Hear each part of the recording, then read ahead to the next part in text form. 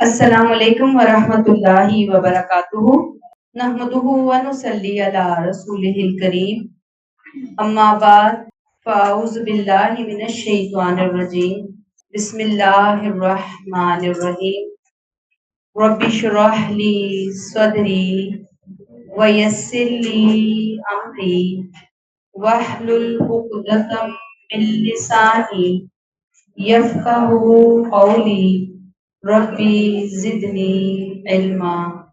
आ जाइए, आज हम देखेंगे तफसीर के हवाले से आयत नंबर 37 देखनी है। फतलक्का आदमु मिर रब्बिही कलिमातिन फताबा अलैहि। फिर आदम ने अपने परवरदिगार से तौबा के चंद अल्फाज सीख लिए।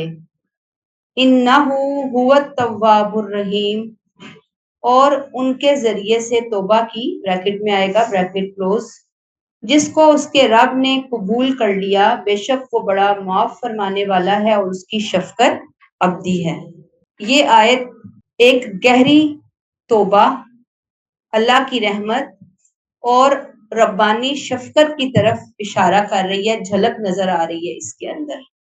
तलक्का, फतलक्का, तलक्का कहते हैं सीखने का अमल। कैसा अमल? किसी चीज को ध्यान से सीखना। जैसे कोई टीचर अपने स्टूडेंट को कोई चीज सिखाता है, कोई दुआ सिखाता है, और स्टूडेंट क्या करता है? बहुत शौक से उसको लेता है। ऐसे ही आदम अलैहिस्सलाम ने सीख लिया, क्या? मिर रब्बी ही, अपने रब से। ये सीखा, क्या सीखा? कलिमातिन, कुछ कलिमात। कलिमात से मुराद यहाँ तौबा के कुछ अल्फाज हैं। जब हजरत आदम अलैहिस्सलाम का दिल बेचैन हो गया, बेकरार हो गया, अल्लाह की बात ना मानकर, इनकार करके, और फिर उनको बहुत ज्यादा नदामत हुई और वो अपने रब की तरफ मतवज्जा हुए, अपने रब से उन्होंने माफी मांगी, तो अल्लाह ताला ने उनको कुछ अल्फाज सिखाए।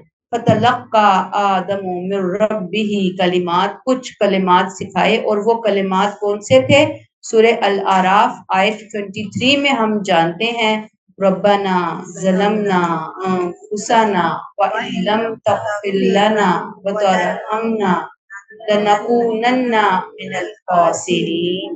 ये अल्लाह की सुन्नत यहाँ पे पता चली कि जब भी इंसान गुनाह करे, गुनाह होगा, वो उस ममनुआ दरख्त के करीब भी जाएगा और उसका फल भी खाएगा, गोया उस गुनाह के अंदर गर्क होगा, डूबेगा। और जैसे ही उसको एहसास हो कि मैंने गलती कर ली, तो फिर वहां पर वो अकड़ कर नहीं बैठेगा कि नहीं कोई गलती नहीं हुई, नहीं ये तो फलां की वजह से हो गया था, फलां आ गया था, फलां मुझे ले गया था। वो अपनी गलती को मानेगा, इतराफ करेगा, उस पर नदामत फील करेगा, और फिर वो अल्लाह से तौबा मांग करेगा, सॉरी करेगा अल्लाह ताला से कि अल्लाह ताला मुझसे गलती हो गई। और अगर बंदों के मामले में कोई कोताही हुई है तो बंदों से भी वो सॉरी करेगा।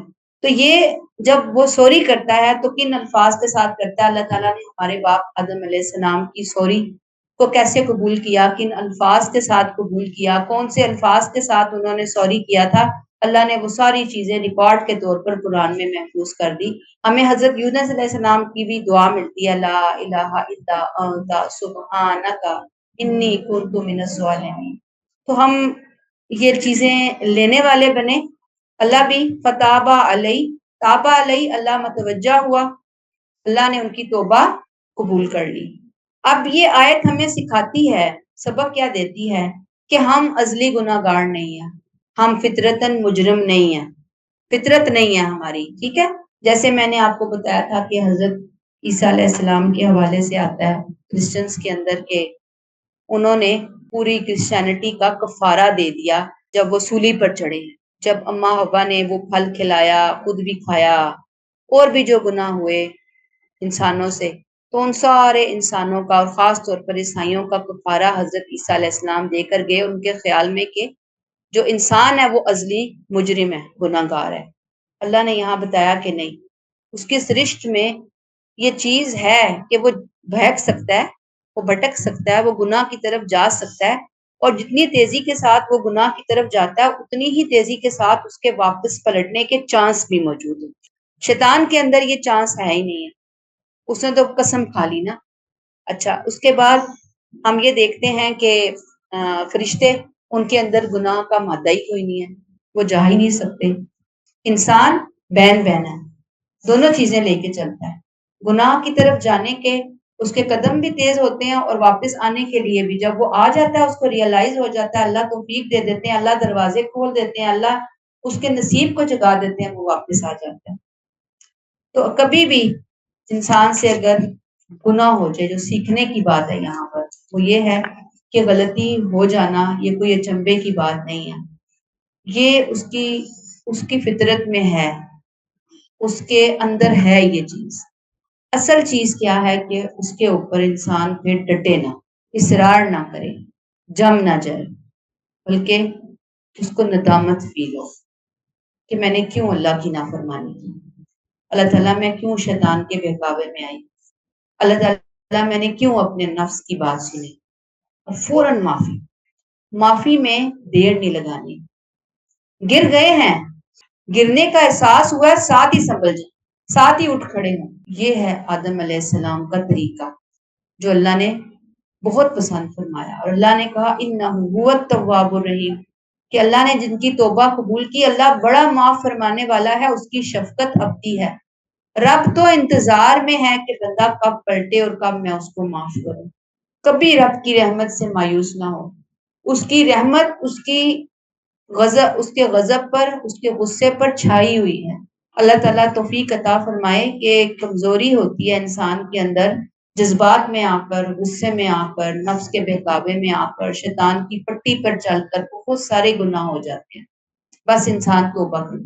اور دانستہ گناہ، پلاننگ کے ساتھ گناہ، یہ بڑی جسارت ہے، گستاخی ہے. یعنی ایک ہوئی ہے آپ کی غیر ارادی طور پر، انسان ہونے کی حیثیت سے آپ بہک گئے، آپ بھٹک گئے، جیسے شیطان آیا آ کر فَأَزَلَّهُمَا، ان کو پھسلایا، اس کی باتوں میں آ گئے. ہو سکتا ہے ہمارے سے ہو جائے، لیکن یہ پلاننگ کر کر کے ہم غلطیاں کر رہے ہوتے ہیں نا، یہ بڑی ناپسندیدہ بات ہے. اس پلاننگ کے بعد کیے ہوئے گناہ کے پلٹنے والا چانس جو ہے نا وہ پھر مشکل ہو جاتا ہے. اس سے اللہ تعالیٰ ہمیں محفوظ رکھے. اچھا جی، پھر آپ دیکھیں کہ جیسے میں نے آپ کو کہا نا کہ پلاننگ ہوتی ہے، تو میں کہوں کہ بہنوں تو براوو، آج میں یہ فلاں گناہ کرنے لگی ہوں، یہ دیکھو یہ میں نے پلان کر لیا ہے، یہ میرا پورا ارادہ بن گیا ہے، یہ میں نے یہ چیزیں آج کر کے دینی ہے. انتہا درجے کی گستاخی اللہ کے، بالکل شیطان والا رویہ ہے. اس رویے سے بچنا، اس عمل سے بچنا. حضرت آدم علیہ السلام نے توبہ کی، اللہ نے ان کی توبہ قبول کی، کیونکہ وہ توبہ قبول کرنے والا ہے. وہ تو منتظر ہے کہ بندے غلطی کریں گے، ان کو پتہ ہے کہ غلطی کریں گے، رشتے نہیں ہے کہ غلطی نہیں ہوگی، غلطی بھی ہوگی، بندے رجوع بھی کریں گے، اور اللہ معاف بھی کریں گے. اور جب اللہ معاف کرتے ہیں تو اللہ عزت بھی دیتے ہیں. اس معافی کو صرف معافی نہیں رہنے دیتے، عزت بھی دیتے ہیں. اور بہت سارے گناہ ایسے ہوتے ہیں کہ جن کو معاف کر کے اللہ انہی گناہوں کو نیکیوں میں بدل دیتے ہیں. یہ بھی اس کی رحمت ہے نا، حد سے زیادہ. اب یہاں حضرت آدم علیہ السلام کو نبوت دی گئی، اللہ نے ان کو ایسے پاک کر دیا جیسے انہوں نے کوئی گناہ کیا ہی نہیں تھا. تو بہرحال یہی بات ہمیں یہاں سے سیکھنی ہے کہ غلطی ہو جائے تو پھر پلٹنے میں دیر نہیں لگانی. اللہ ہمیں توفیق دے، ہم استغفار کرنے والے بنے، اللہ سے معافیاں مانگنے والے بنے. بندوں کے حوالے سے ہم سے کوئی زیادتی ہو جاتی ہے، کوئی اونچ نیچ ہو جاتی ہے، پہلے بھی ہم یہی پڑھ کر آئے کہ غلطی کی معافی مانگنے میں دیر نہ لگا. ہماری ناک، ہماری انا ہمیں جھکنے کے لیے ایسا نہ کرے کہ ہم کہیں کہ ہم نے جھکنا نہیں ہے، جھک جائیں، مان لیں. کیونکہ آج تو بندے سے کی ہوئی ایک سوری ہمیں بہت مشکل لگتی ہے نا، ایک سوری کہنا کہ ہم سے غلطی ہو گئی. سوری بھی یہ نہیں کہ آپ کوئی کھڑے ہو کر دھونس دھمکی کے ساتھ کہہ رہے ہیں سوری، معاف کرو ہی کرو، میں ساری عاجزی کے ساتھ سوری ہوگی. اس کے بعد پھر اللہ کے حضور، اللہ مجھے معاف فرما دے، آپ معاف فرما دے. یہ بہت زیادہ ضروری عمل ہے ہمارے لیے. اگر آج نہیں کریں گے تو کل آپ کو معلوم ہوگا نبی کریم صلی اللہ علیہ وسلم کی وہ حدیث جو مفلس والی حدیث ہم پہلے بھی پڑھتے آئے ہیں، کہ آپ نے پوچھا تھا کہ آپ کو معلوم ہے کہ میری امت کے مفلس کون ہیں؟ تو صحابہ نے کہا کہ جس کے پاس درہم و دینار مال نہیں ہو، آپ صلی اللہ علیہ وسلم نے فرمایا نہیں، میری امت کے مفلس وہ ہیں جو قیامت کے دن ڈھیروں نمازیں، زکوٰۃ اور حج عمرے وغیرہ لے کر آئیں گے، مفہوم بتا رہی ہوں، لیکن انہوں نے کسی کا مال کھایا ہوگا، کسی کے ساتھ زیادتی کی ہوگی، کسی کے ساتھ یعنی کہ بدسلوکی کی ہوگی، بد اخلاقی کی ہوگی، کسی کو مارا ہوگا، یعنی لوگوں کے حقوق العباد کے حوالے سے ان کے جرائم ہوں گے، تو پھر قیامت کے دن اس بندے کی وہ جو پہاڑوں جتنی نیکیاں ہیں وہ لے لی جائیں گی اور وہ ساری کی ساری ان مظلومین کے اندر بانٹ دی جائیں گی کہ جن کو یہ دنیا کے اندر ستاتا رہا یا ستاتی رہی، اور پھر ایک ٹائم آئے گا کہ اس کی ساری نیکیاں ختم ہو جائیں گی اور دعوے دار ابھی موجود ہوں گے، اور پھر اللہ تعالیٰ تو عادل ہیں، وہ تو انصاف کے ساتھ چلتے ہیں، پھر اللہ تعالیٰ کیا کہیں گے، لین دین تو کروانی ہے، پھر ان مظلومین کے گناہ لے کر اس بندے کے اوپر ڈال دیے جائیں گے، اس کو جہنم میں پھینک دیا جائے گا۔ تو سوری، آج ہماری سوری جو ہے نا وہ ہمیں اس انشاءاللہ برے انجام سے بچائے گی۔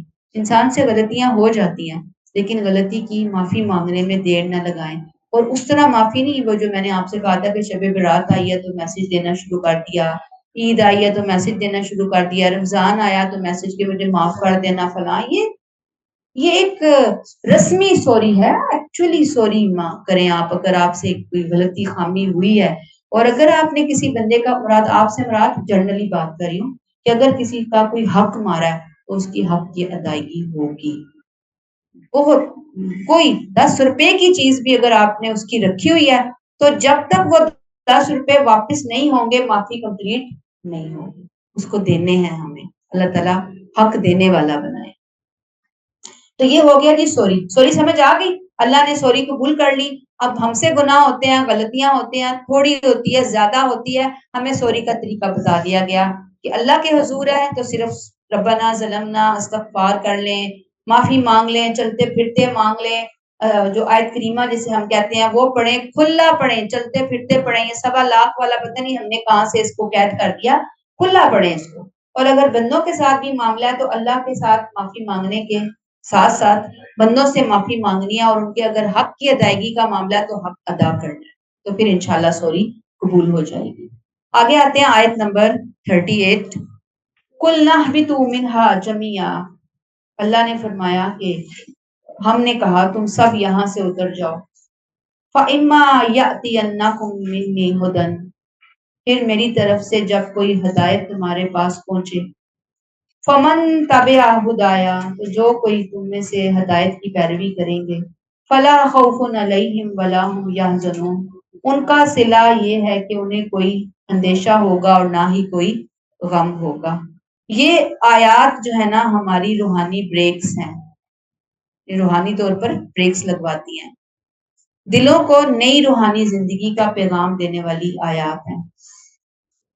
آپ کو یاد ہوگا قُلْ نَهْبِطُوا کے الفاظ ہم آیت 36 میں بھی پڑھ کر آئے ہیں، اب 38 میں پھر آئے یہی الفاظ، وہاں اللہ نے کہا اترو، اللہ کو بہت غصہ تھا، بطور سزا اللہ کہہ رہے تھے اترو زمین پہ، جاؤ یہاں سے۔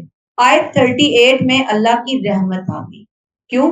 اس لیے کہ آدم علیہ السلام کو تو بنایا ہی زمین پر بھیجنے کے لیے گیا تھا، جنت میں ان کا قیام میں نے آپ کو بتایا ایک تربیت کے لیے تھا، آزمائش کے لیے تھا، آنا تو تھا، پہلے اللہ غصے سے بھیج رہے تھے، اب اللہ اپنی رحمت سے بھیج رہے ہیں کہ جاؤ اپنے جگہ پہ جاؤ، اپنے مقام پہ جاؤ، اپنی ڈیوٹی پہ جاؤ۔ اللہ نے توبہ تو قبول کر لی تھی، پیچھے ہم نے پڑھا آیت 37 میں، اس نے تو متوجہ ہوا، اس نے توبہ قبول کی، وہ توبہ قبول کرنے والا وہ مہربان ہے۔ اب اللہ تعالیٰ کہتے ہیں کہ تمہاری غلطی اور توبہ سے وہ مقصد پورا ہو گیا جس کے لیے تم جنت میں رکھے گئے تھے، اب تمہیں دنیا کے بڑے بڑے امتحانات کے حوالے سے ایک بہت فل ڈریس ریہرسل کروا دی گئی ہے، گناہ ہوگا اور وہ ہوگا، بہکو گے اور تم بہکو گے، پھسلو گے ہاں تم پھسلو گے، گرو گے ہاں تم گرو گے، نافرمانی ہوگی ہاں ہوگی، بس یہ سوچ لیں کہ سرکشی اور بغاوت نہیں ہونی چاہیے، بس ہو جاتی ہے نافرمانی، کمزور ہیں ہم، انسانی کمزوریاں ہمارے اندر، تو پھر تم نے توبہ کیسے کرنی ہے، تم نے پلٹنا کیسے، تمہارے باپ آدم کی یہ سنت میں تمہارے حوالے کر رہا ہوں، میں تمہیں بتا رہا ہوں، دیر نہیں لگانی توبہ کرنے میں۔ اب زمین پہ جاؤ اور تمہیں وہاں پر ایک خاص وقت تک کے لیے رہنا ہے. پیچھے ہم پڑھ کر ہے نا مستقر و متاع الہین، تو رہنا ہے زمین پہ، تمہیں بھیجا ہی اس لیے جا رہا ہے. اب وہاں پہ جب تم جاؤ گے تو ہوگا کیا؟ فَإِمَّا يَأْتِيَنَّكُم مِّنِّي هُدًى، وہاں پہ جب کوئی ہدایت تمہارے پاس آئے گی میری طرف سے، میری انسٹرکشنز جب تمہارے پاس پہنچیں گی، میرا حکم، میرے آرڈرز تمہارے پاس آئیں گے اے خلیفہ. خلیفہ بنا کے بھیجا جا رہا ہے نا، اگر یاد ہو آپ کو پہلے والا لیکچر، آدم علیہ السلام کا سٹیٹس اور مقام. تو تم نے کیا کرنا ہے؟ فمن تبع ہدایا، میری ہدایت کی پیروی کرنی ہے. ہدایت کیا ہے؟ وہی ہدایت جو آدم علیہ السلام کو فوراً سکھائی گئی، توبہ کے کلمات، ہدایت آ گئی. دوسری بات، ہدایت وہ جو اللہ تعالیٰ نے مختلف انبیاء کرام کے ذریعے 1,24,000 پیغمبروں اور نبیوں اور رسولوں کے ذریعے اللہ نے دی، اپنی اپنی قوموں کو دینے کے لیے اللہ کی ہدایت صحیفوں کی شکل میں آئی، اور پھر آخری کامل ہدایت آخری رسول صلی اللہ علیہ وسلم کے ذریعے، نبی کریم صلی اللہ علیہ وسلم کے ذریعے ہمیں دے دی گئی. ہدایت آ گئی، ہدایت نامہ آ گیا، اس کی طرف سے ایک پورا لاہ عمل آ گیا. اللہ نے کہا کہ جب وہ آئے تو کیا کرو؟ فما تابع ہدایا، جس نے میری ہدایت کی کیا کیا؟ پیروی کی. صرف مان نہیں لیا کہ ہاں یہ اللہ کی کتاب ہے، میں اس پر ایمان لائی اور ایمان لے آئے، نہیں، صرف ماننا نہیں ہے. فمن تابع ہدایا، ہدایت کی پیروی، ہدایت کو مانا. مثلا قرآن نے کہا جھوٹ نہیں بولو، ہم کہیں کہ جھوٹ کے بارے میں تو یہ ممنوع شجر ہے، درخت ہے، جھوٹ نہیں بولنا. اب جھوٹ سے انسان بچ گیا. قرآن نے کہا زبان پہ کنٹرول کرو، ہم نے کہا زبان کے اوپر اب بالکل پکا پکا کنٹرول ہو گیا. اب تو ہم نے یہ غلط بات بولنی نہیں، زبان سے غیبت نہیں کرنی، تانے نہیں دینے، گالیاں نہیں دینی، لڑائی جھگڑا نہیں. زبان کی جو آفات ہوتی ہیں انسان کہتا ہے میں بچ رہا ہوں. یہ ہے فمان تابع ہدایا، میری آئی ہوئی ہدایت کو ماننا، فالو کرنا. قرآن کہتا ہے ماں باپ سے احسان کرو، تو اب ماں باپ سے احسان کرنا ہے، والدین کی اطاعت کرنی ہے، انہیں اف تک نہیں کہنا، قرآن بتا رہا ہے. تو اب زبان کو کے اندر نرمی لے آنی ہے، خدمت کو اپنا شعار بنا لینا ہے. قرآن کہتا ہے حیا کرو، اپنے آپ کو کور کر کے رکھو، اپنا آپ ایکسپوز کرتی ہوئی نہ پھرو، خواتین کے لیے خاص طور پر. تو پھر ظاہری بات ہے کہ نظر بھی باحیا ہوگی، لباس بھی باحیا ہوگا، دل بھی باحیا ہوگا. ہمیں پتہ چل گیا نا کہ ایک حکم آ گیا ہمارے لیے. تو فما تابع ہدایا، آخری ہدایت نامے کو اس طرح ایک ایک حکم کو سامنے رکھ کر قرآن کے دیکھنا ہے پریکٹیکلی کہ کیا یہ چیز میرے عمل کا حصہ ہے یا نہیں ہے. اور آپ دیکھیں گے 30 پاروں کی یہ کتاب کچھ ایسا نہیں ہے، کوئی ایسا ہدایت نامہ ہے کہ اس کے اندر بس احکامات ہی احکامات، احکامات ہی احکامات، احکامات ہی احکامات ہے، کچھ بھی ایسا نہیں. اب ہمارے ہاں کچھ ہمارے اسکول آف تھاٹس ایسے ہیں کہ انہوں نے پانی پینے کی 500 سنتیں یا 50 سنتیں بنا دی ہیں. کدھر سے آ گئی 50 سنتیں؟ انسان پانی پیے گا یا وہ سنتوں کو دیکھے گا؟ اللہ نے دین اتنا زبردست، اتنے احکامات ایکوریسی کے ساتھ نپے تلے دیے ہیں کہ وہ کوئی اتنا بوجھ نہیں بنتے انسان کے اوپر، اگر ہم ان کو جان لیں، اگر ہم ان کو سیکھ لیں اور ہم ان کو اپنے عمل کا حصہ بنا لیں. بہت مناسب احکامات ہیں اور کچھ فنڈامنٹلز ہیں جو اللہ نے ہمیں دے دی ہیں اور جن کو لے کر ہمیں اپنی روٹین کا حصہ بنانا ہے. اللہ نے فرمایا فلا خوف علیہم ولا هم یحزنون، تو جو اس کی پیروی کریں گے ان کا صلہ ان کے لیے کیا ہوگا؟ نہ کوئی اندیشہ ہوگا اور نہ ہی کوئی غم ہوگا. یہ فلا خوف علیہم ولا هم یحزنون، یہ جنت کے لیے خاص طور پر الفاظ ہیں. یہ والے الفاظ، خوف مطلب خوف سے کیا مراد ہے؟ ہدایت کی پیروی کرنے والے لوگ قیامت کے دن محفوظ ہوں گے. قیامت کے دن وہ محفوظ ہوں گے کس چیز سے؟ آخرت کے حساب کتاب سے، پل صراط پر گزرنے سے، عذاب کے ڈر سے، دوزخ کی آگ سے. اللہ ان کو محفوظ کر لے گا، انہیں کسی قسم کا کوئی خوف نہیں ہوگا. یحزنون وہی میں نے آپ کو بتایا تھا، عام الحزن، غم کا سال، حزن، غم. دنیا میں کیے گئے اعمال پر پشیمانی نہیں ہوگی، حسرت نہیں ہوگی، کیونکہ وہ دنیا پہ میں بھی ہدایت پر چلنے والے لوگ تھے.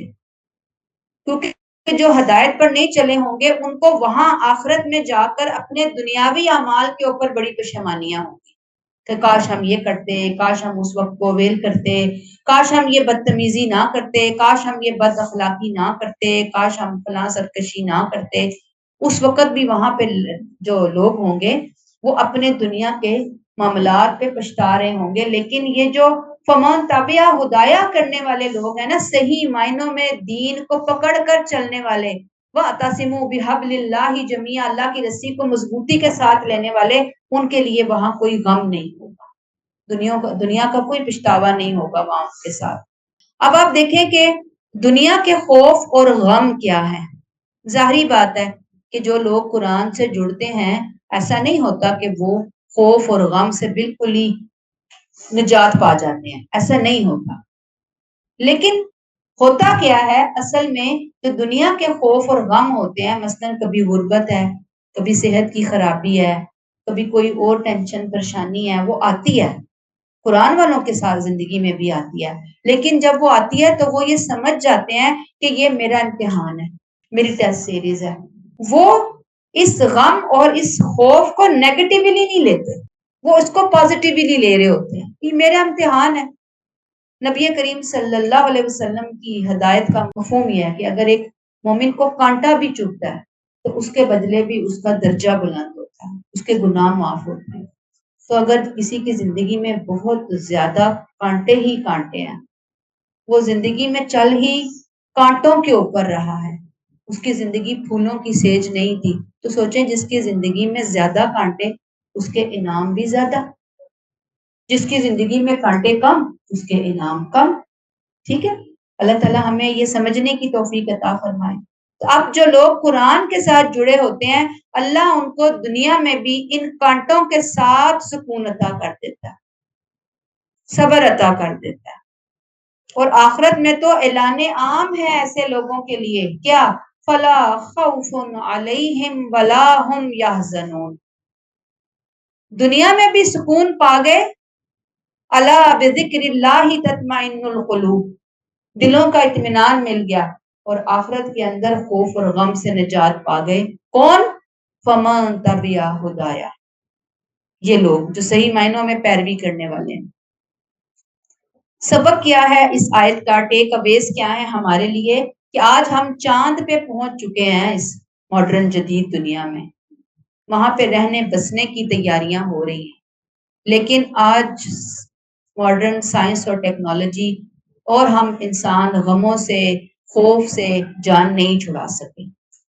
دنیا کا کوئی ڈاکٹر بتا دیں، کوئی انجینئر بتا دیں، کوئی سائنٹسٹ بتا دیں کہ جس نے کوئی سلوشن دے دیا ہو کہ اب آج کے بعد یہ خوف ختم، یہ غم ختم، کوئی نہیں سکتا. دنیا اس پیٹرن پہ بنی ہی نہیں، اللہ کی اسکیم کے اندر یہ تھا ہی نہیں، یہ تو ہمارے ساتھ ساتھ چلنی تھی چیزیں. تو یہ چیزیں، یہ امتحانات یہاں ہوں گے اور ضرور ضرور ہوں گے. کسی کی زندگی میں زیادہ ہوں گے، کسی کی زندگی میں کم ہوں گے. ہمیں ان کے بیک گراؤنڈ، اس کے پس منظر کو سمجھنا ہے. کچھ چیزیں آتی ہیں ہماری اپنی نااہلی کی وجہ سے، ہماری کوتاہیوں کی وجہ سے، ہم اپنے پاؤں پہ خود کلاڑی مارتے ہیں، ہمارے لیے خود وہ ایک آزمائش بن جاتی ہے، ہماری غلطیاں، ہمارے گناہ.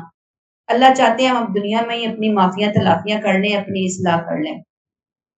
پھر کچھ چیزیں ہوتی ہیں جیسے ہم انبیاء کرام، صدیقین، شہداء، صالحین کی زندگیاں دیکھتے ہیں کہ آزمائشیں ویسے ہی ان کی زندگی میں حد سے زیادہ تھی. جو جتنا بڑا ہے اس کی آزمائش اس سے بھی زیادہ بڑی ہمیں نظر آ رہی ہوتی ہے. تو پھر ہمیں دیکھنا ہے کہ ہماری کوتاہی، ہماری غلطیاں تو نہیں ہیں اس کے پیچھے، نہیں ہے تو الحمدللہ اللہ سے صبر مانگیے، اللہ دیں گے صبر. اور اگر کوتاہیاں ہیں تو اپنی اصلاح کرنے کی توفیق مانگیے اللہ تعالیٰ سے. یہ چیز ہمیں جاننی ہے. تو ہمیں یہ جو امتحان ہے نا دنیا کی آزمائشوں کا، خوف اور غم کا، ہمیں اس امتحان میں اگر کامیابی چاہیے تو پھر ہمارے لیے شارٹ کٹ جو راستہ ہے وہ قرآن سے جڑنے کا راستہ. اللہ کا آخری ہدایت نامہ آج میں اور آپ ہم سب کھول کر بیٹھے ہوئے ہیں، الحمدللہ، اللہ کا شکر احسان ہے۔ یہ محض تعلیم نہیں ہے، یہ ہمیشہ کے غموں اور خوفوں سے آزاد کر دینے والا پیغام ہے جو میں اور آپ لے کر بیٹھے ہیں، ہم جو پڑھ رہے ہیں۔ ہدایت ہے جس پر چل کے دنیا کے غم بھی ہجرت کر جاتے ہیں۔ صحیح لے لینا اگر ہم یقین کے ساتھ، تو دنیا کے غم غم ہی نہیں رہتے۔ کیوں نہیں رہتے غم؟ خوف بے گھر ہو جاتے ہیں۔ کیوں؟ بات سمجھ آ جاتی ہے نا کہ یہ جو آزمائش آئی ہے یہ مجھے کچھ دینے آئی ہے، مجھے پالش کرنے آئی ہے، مجھے سدھارنے آئی ہے، میری تربیت کرنے آئی ہے، میری اصلاح کرنے آئی ہے، مجھے کچھ سمجھانے آئی ہے، مجھے اپنے رب کے قریب کرنے آئی ہے۔ اور یہ میرا امتحان ہے، عارضی طور پر ہے، جب تک میں دنیا میں ہوں یہ امتحانات تو ہوں گے ہی، اور میں جاؤں گی انشاءاللہ تو اس کے بدلے مجھے کیا کچھ وہاں ملنے والا ہے۔ یہ چیزیں انسان کے دل کو سکون سے بھر دیتی ہیں کہ یہ نہ قیام دنیا جو ہے ہمیشہ کی ہے، نہ یہاں پہ رہنا ہمیشہ کا ہے، نہ یہ آزمائش ہمیشہ کی ہے۔ پھر میں اتنا رو رو کر پریشان ہو کر کیوں سر آسمان جو ہے نا وہ سر کے اوپر اٹھاؤں؟ سوچنے کی بات ہے نا، سکون آ جاتا ہے۔ لہٰذا اگر ہم اس ہدایت کا ذائقہ چکھنا چاہتے ہیں جو خوف اور غم کی سے نجات کی کنجی ہے، تو ہمیں پھر قرآن سے اپنے آپ کو کبھی دور نہیں کرنا، اس کو اپنی زندگی کا اوڑھنا اور بچھونا بنانا ہے، اس کو ساتھ لے کر چلنا ہے۔ اپنی زندگی میں کچھ فیصلے کرنے ہیں کہ ہم قرآن سے ہمیشہ جڑے رہیں گے، ہم اس کو سمجھتے رہیں گے، ہم بار بار اس کی روشنی میں اپنا تجزیہ کرتے رہیں گے، ہم اپنی اصلاح کرتے رہیں گے، جہاں ہمیں اپنی غلطی نظر آئے گی ہم فوراً معافی تلافی کرتے رہیں گے، ہم اپنے عمل کا حصہ بناتے رہیں گے، ہم اس کو دوسروں تک پہنچاتے رہیں گے۔ یہ ہے فمان تابعہ ہدا، انشاءاللہ بہت پازیٹیو چینج آئے گا زندگیوں کے اندر۔ اللہ توفیق دیں کہ ہم یہ چینج لانے والے بات ہیں۔ اگلی آیت لے لیجئے، آیت 39، والذین کفروا وکذبوا بآیاتنا اولئک اصحاب النار هم فیہا خالدون، اور جنہوں نے اس کا انکار کیا، ہماری آیات کو جھٹلایا، تو وہ لوگ دوزخ کے لوگ ہیں جہاں وہ ہمیشہ ہمیشہ رہیں گے۔ آیت 38 میں ہم نے ہدایت کی پیروی کرنے والوں کے لیے اللہ کا وعدہ پڑھا۔ کیا وعدہ تھا؟ وَلَا خَوْفٌ عَلَيْهِمْ يَحْزَنُونَ، اللہ کا محبت بھرا، امید بھرا پیغام تھا ہدایت کی پیروی کرنے والوں کے لیے۔ اب آیت 39 میں دوسرے گروہ کا ذکر ہے کہ جن کے پاس ہدایت آئی لیکن انہوں نے ہدایت کو دیکھ کر بھی اس کو نظر انداز کر دیا، اس کو پیٹھ پیچھے ڈال دیا، اس کو چھوڑ دیا، اس کو رد کر دیا، اس کو ہلکا لیا، اس سے غفلت اور لاپرواہی کا رویہ اختیار کیا۔ اللہ فرماتے ہیں والذین کفروا وکذبوا بآیاتنا، اللہ کی آیات کو جھٹلانا کیا ہے اور اللہ کی آیات کا کفر کیا ہے؟ یہ ایک سوال ہے جس کا جواب مجھے اور آپ کو تلاش کرنا ہے۔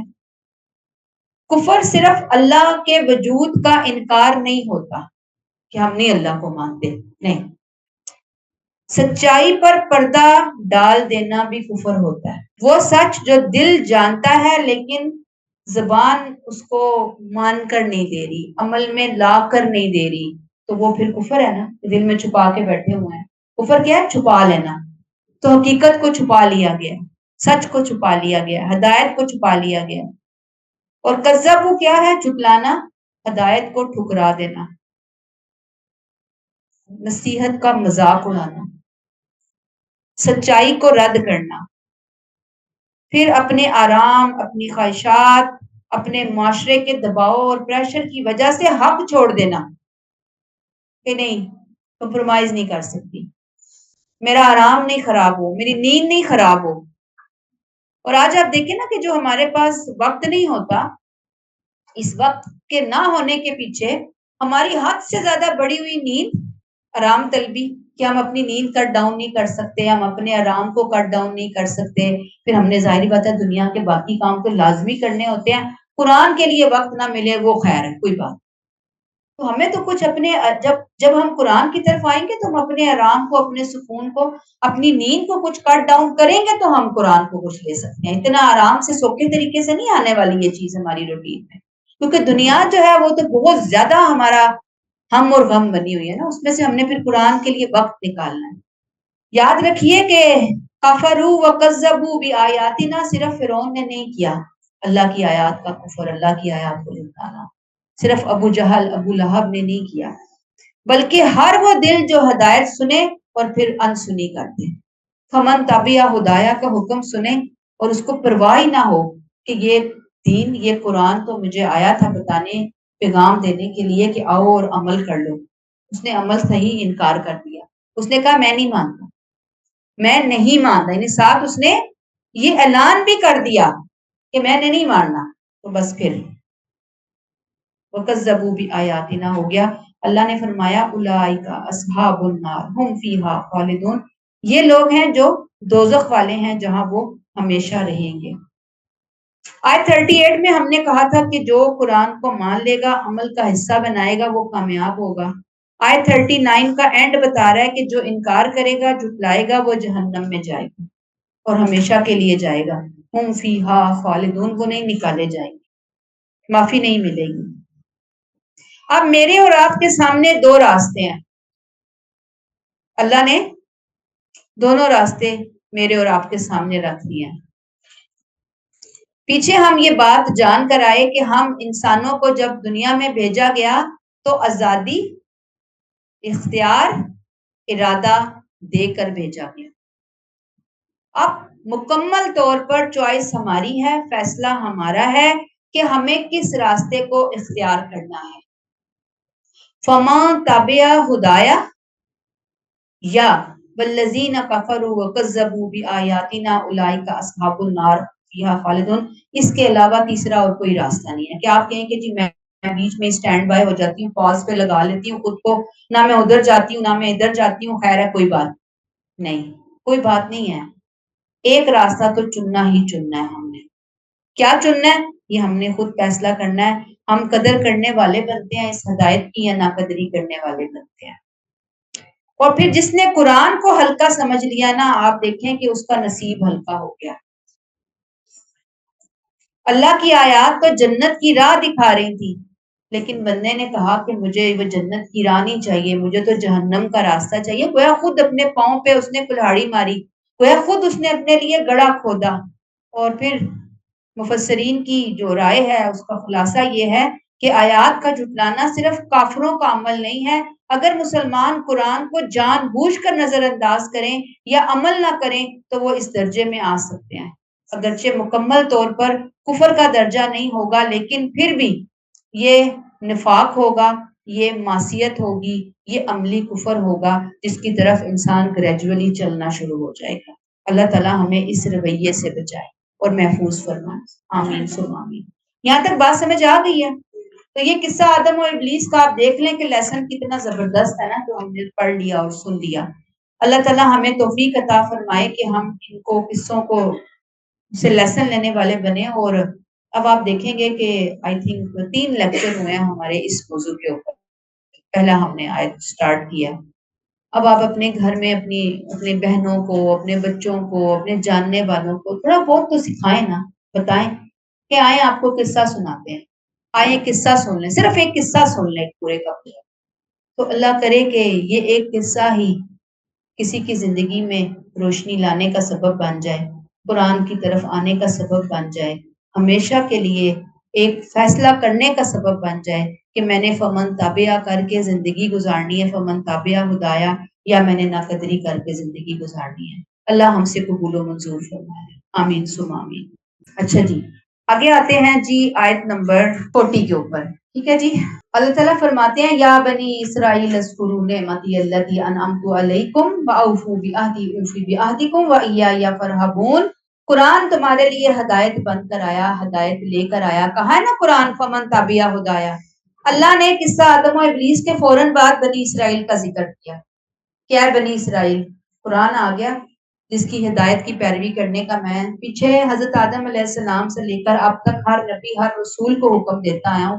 اور وہ اپنی اپنی امتوں کو سمجھاتے آئے ہیں. اب تمہارے پاس تابع ہدایہ کا سلیبس آ گیا ہے قرآن، تو تم میری نعمت یاد کرو جو میں نے تم پر کی، میرے عہد کو پورا کرو، میں تمہارے عہد کو پورا کروں گا، اور مجھ ہی سے ڈرتے رہو. پچھلی آیات میں اللہ نے تقوی، ہدایت اور ایمان کی بات کی. اب عملی نمونہ بنایا جا رہا ہے. اللہ کہتے ہیں کہ یہ وہ لوگ ہیں کہ جو انبیاء کی اولادیں تھیں.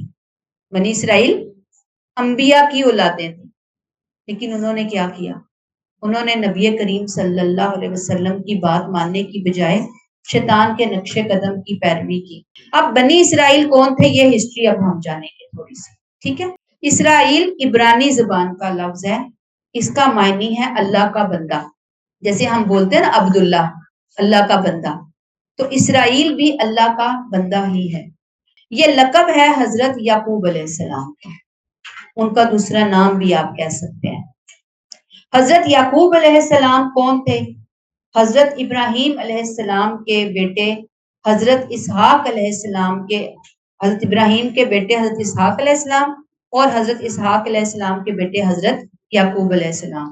تو حضرت یعقوب علیہ السلام کا لقب بن گیا اسرائیل. پھر حضرت یعقوب علیہ السلام کے 12 بچے تھے، آگے 12 قبیلے جن سے نکلے. ان کے جو 12 بچے تھے ان کو بنی بولتے ہیں، بنی آدم، بنی اسرائیل، اسرائیل کے بچے. اب آیت نمبر 40 سے لے کر 47 تک جو اس وقت قرآن کے مخاطبین تھے یہود، اللہ تعالیٰ ان کو ایمان لانے کی بھرپور دعوت دے رہے ہیں یہاں سے. اصلاً یہ جو قبیلے تھے بنی اسرائیل کے، یہ کئی سو سال پہلے مدینہ آ کر آباد ہو چکے تھے. کیوں؟ کہ انہوں نے نئے نبی کی پیشن گوئیاں پڑھی تھیں کہ وہ جس علاقے میں آئے گا اس علاقے کی ڈیفینیشن پوری کی پوری اس یثرب مدینہ کے اوپر پوری اتر رہی تھی. تو یہ لوگ نبی کریم صلی اللہ علیہ وسلم تو ہمارے بنی اسماعیل میں آئے نا، تو یہ آئے ایک رسول کے انتظار میں تھے، اور یہاں پر آ کر یہ کئی سو سال پہلے اپنے یعنی کہ بال بچوں سمیت یہاں پر آباد ہو گئے تھے. اور آباد ہونے کا مقصد میں نے آپ کو بتا دیا کہ نئے رسول کی آمد تھی. ان کا خیال تھا کہ جیسے ہی وہ آئیں گے ہم فوراً ان کے ساتھ ہو جائیں گے، اور پھر جو ہم پہ ظلم و ستم ہو رہے ہیں ہم اس کے خلاف آواز اٹھائیں گے. اب ہوا کیا کہ بنی اسرائیل وہ منتظر تھے کہ رسول آئیں گے بنی اسرائیل میں، لیکن رسول تشریف لے آئے بنی اسماعیل کے اندر. ٹھیک ہے. حضرت اسماعیل علیہ السلام کی اولاد، اور حضرت اسماعیل بھی کون تھے؟ حضرت ابراہیم علیہ السلام کی اولاد تھے نا. اب انہوں نے بہت شدید قسم کی سرکشی والا رویہ اختیار کیا.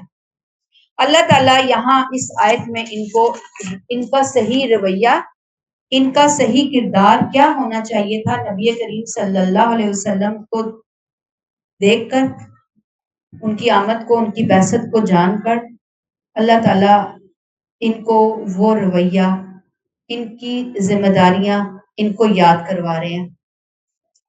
اصل میں یہ جو لوگ تھے، میں نے آپ کو بتایا کہ یہ انبیاء کرام کی اولادیں تھے، انبیاء کے وارث تھے، اللہ کی نعمتوں کے بہت زیادہ امین تھے، لیکن ان کا رویہ انتہا درجے کی سرکشی والا رویہ تھا، گستاخی والا رویہ تھا، نافرمانیوں والا رویہ تھا. اب اللہ تعالیٰ یہاں بنی اسرائیل کو کیا کہہ رہے ہیں؟ اذکروا نعمتی. نعمتی سب سے بڑی نعمت، اللہ کہتے ہیں میری نعمتیں یاد کرو، التی انعمت علیکم، جو میں نے تم پر کی. سب سے بڑی نعمت کیا تھی جو اللہ نے ان کو دی؟ یاد رکھیے، یہ دینی لیڈرشپ تھی اور دنیاوی لیڈرشپ بھی تھی. یعنی دینی اور دنیاوی دونوں قسم کی لیڈرشپس ان کو دے دی گئیں. بنی اسرائیل کو اللہ نے ایسے چنا جیسے اللہ تعالیٰ کسی نبی کو، رسول کو نبوت اور رسالت کے لیے چنتا ہے. ان کا مقام اور مرتبہ اللہ نے بہت بلند کیا. اور آپ دیکھیں کہ جیسے حضرت آدم علیہ السلام، جیسے حضرت نوح علیہ السلام، حضرت شعیب، بڑے بڑے نبی جو رسول گزرے، اللہ نے ان کو بھی چن لیا.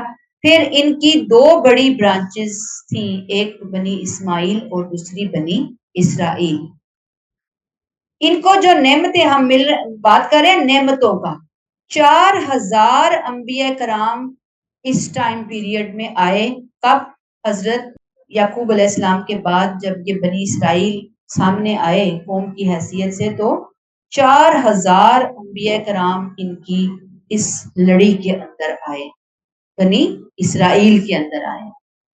اللہ نے ان کو کتابیں بھی دی، اللہ نے ان کو تمام جہان والوں پر فضیلت بھی دی، اللہ نے ان کو امت مسلمہ کا ٹائٹل بھی دیا، اللہ نے ان کو دینی لیڈرشپ، دینی امامت بھی دی، اللہ نے ان کو دنیا بھی دی، سب کچھ دیا اللہ نے۔ اللہ کہتے ہیں یا بنی اسرائیل اذکروا نعمتی اللتی انعمت علیکم، انعمت علیکم، یہ الفاظ ان کی حماقت کی یاد دہانی کے لیے اللہ نے ان کو دیے، متنبہ کرنے کے لیے کہ وہ اس نعمت کو اپنے پروردگار کی عنایت کا نتیجہ سمجھیں، اس کو فار گرانٹیڈ نہ لیں، اس کو اپنا ذاتی خاندانی استحقاق نہ سمجھیں۔